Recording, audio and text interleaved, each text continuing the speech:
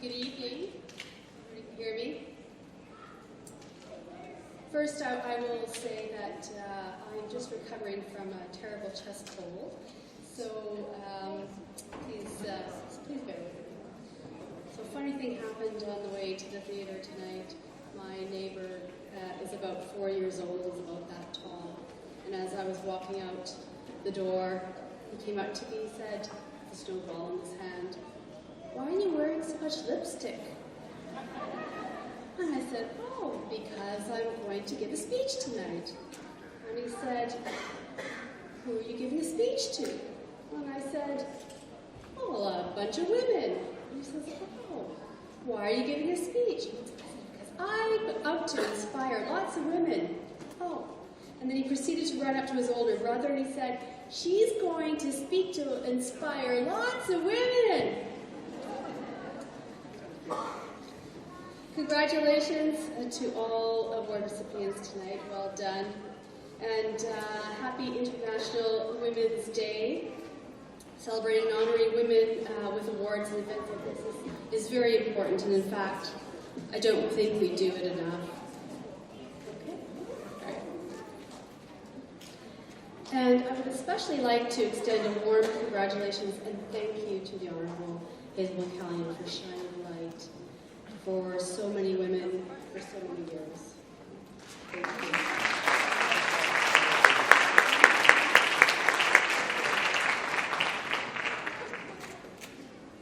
There's no shortage of remarkable Canadian women doing amazing things in this country, and that's for sure.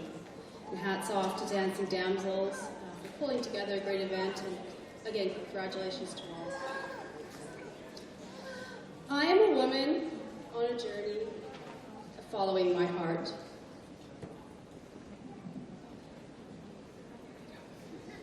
Talk to the mic. I am a woman on a journey of following my heart and creating change in this world. The greatest lesson, if there is one, that I've learned in my life is that there's nothing more fulfilling than following your heart. In fact, it is the only thing that can make us happy. But it's not an easy path. As a girl growing up in the Canadian prairies, I had dreams, big dreams. I would lie in the grass at night, warm summer nights, staring at the stars and dream of something bigger.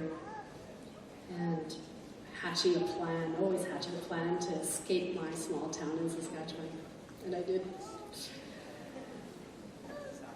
As a youngster and youth, I was lost, and I think like so many others. And I was restless, and in fact, my father called me a rolling stone, as in a rolling stone gathers no moss. So when this rolling stone was completing her undergrad, I decided instead of continuing on with my education, I had some crazy idea to become a lawyer. It was a crazy idea, I didn't become a lawyer. But I decided to, instead of continuing on with my education, to go on an adventure.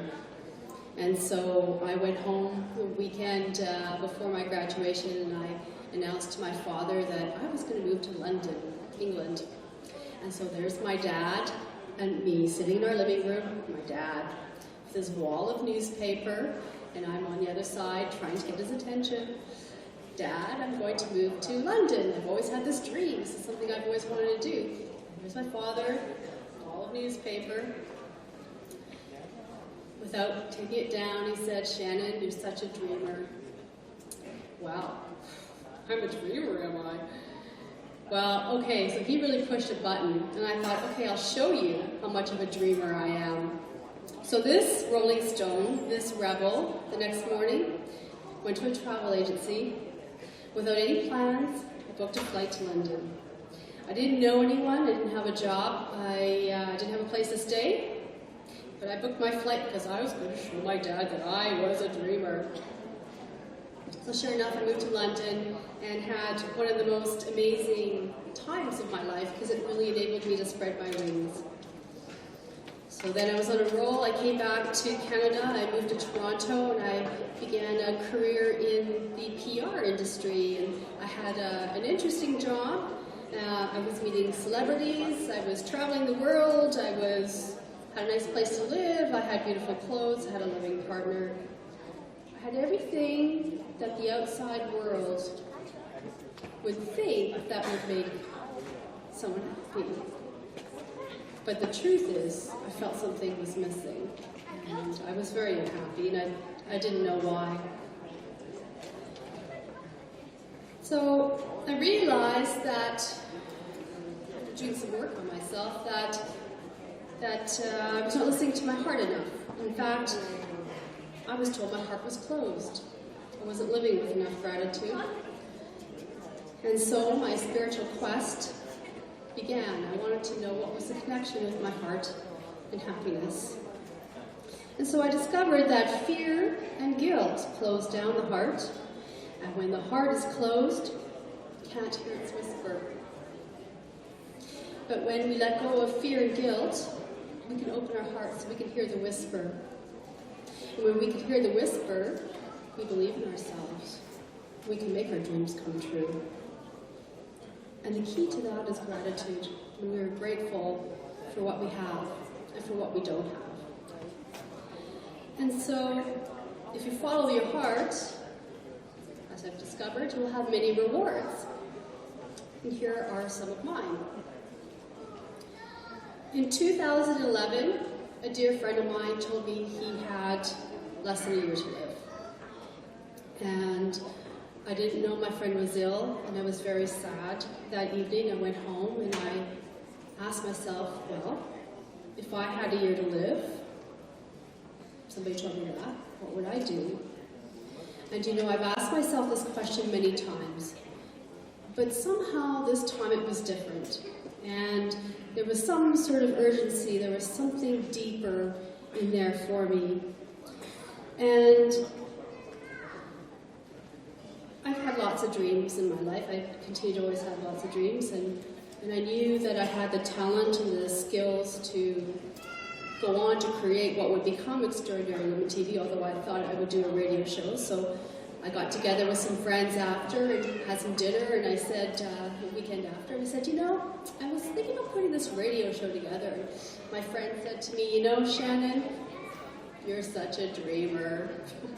So there we go. There it was again.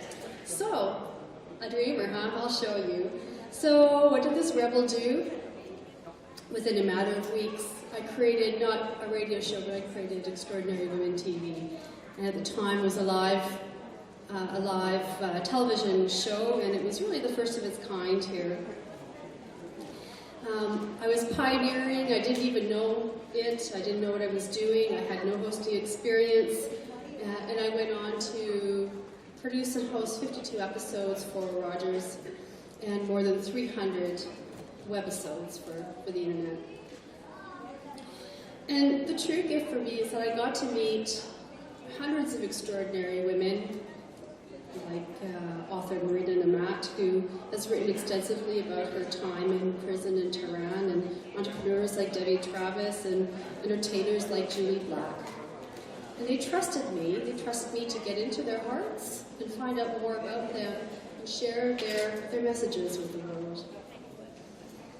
And all of these women spoke their keys to success, and together we touched the lives of thousands of women from all over. In this time I reinvented myself and I changed the course of my life. And all of this from listening to my heart. Speaking. I began speaking mostly because I figured I could travel the world and get paid to do it. And I'm still trying to figure that out. But it wasn't easy as an introvert to embrace speaking. I've had to overcome crippling stage fright, crippling fear of public speaking. And it took every ounce of energy that I had in order to do that and to be able to do what I am doing tonight. So through speaking, I've discovered my gifts, and I've built confidence. I've shared my heart. to my audiences, and I know in doing so they've opened their hearts to me. And then in turn my heart opens, and it's been a really beautiful gift. And this spring, I look forward to speaking in Delhi at the Women's Economic Forum, where I am one of the speakers. There are thousands of women coming together in what is to be the largest gathering of women meant to uplift and inspire each other, and I'm so very much looking forward to that. And one of the other gifts that I've had from traveling the world, from following my heart, is that I've had the privilege of traveling the world.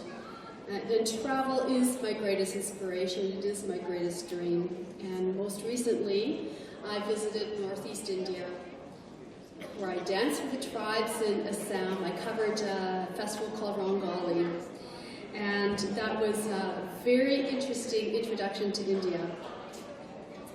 And I danced with the tribes, and I sort of became the ambassador of Rangali. It was a great time, let me tell you. Went to the rainiest place on earth, Cherrapunji, and saw the living root bridges in Meghalaya, and had a fantastic time, and visited Mother Teresa's ashram in Kolkata, and honored her. Let me tell you, I love India. It has been changing my life. And the people were warm. I had such a great experience. I loved the food. And the color impacted me, and I made a very big change in my wardrobe. I wear a lot more color, except for tonight when I'm wearing black.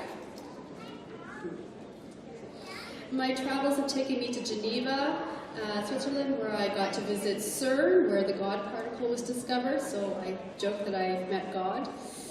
I've learned how to make chocolate, and I've traveled all over Europe and northern Thailand, where I dance the tribes there, and I think I've got a theme going on here. I've been blessed to go on a silent retreat in an oasis in the Sahara Desert. And there, the seed of the idea of the dream to study at Oxford was planted. And I went on to experience probably my most inspiring time of my life. But by following my heart around the world, it has enabled me to ignite all of my senses. It has enabled me to expand my horizons and open my mind. And through travel, probably more importantly, I've experienced how women live around the world. In Canada, we are fortunate to live in a country that is really one of the best places in the world for women. In Canada, women can marry whomever they want. They can take whatever name they want and buy property in their names and own businesses. We can feel safe. In fact, I think it's one of the safest countries in the world for women. Yes, it is. So we have much to be grateful for. And last, probably above all, following my heart through this journey, I've learned to love myself. I've learned to trust that following my heart is the right thing to do no matter what. So this is a big year for me. I turned 50 this spring, and I count my blessings every single day for my health, because I think my good health has a lot to do with following my heart. Because when we follow our hearts, we're believing in ourselves, we're taking care of ourselves, we feel good about ourselves. When we're not following our hearts, it can lead to illness, lead to depression. So that is the drawback when we don't follow our hearts, is that we can become depressed. So there really is nothing more fulfilling. And as Oscar Wilde said, to live is the most rarest thing in the world. People exist, that is all. But I say that doesn't need to be the case. Doesn't need to be true. And so, I'm a woman on a journey of following my heart and creating change in this world. I don't know where I'm going, and I don't know how I'm going to get there. And I leave you with one question tonight. Will you join me? Thank you.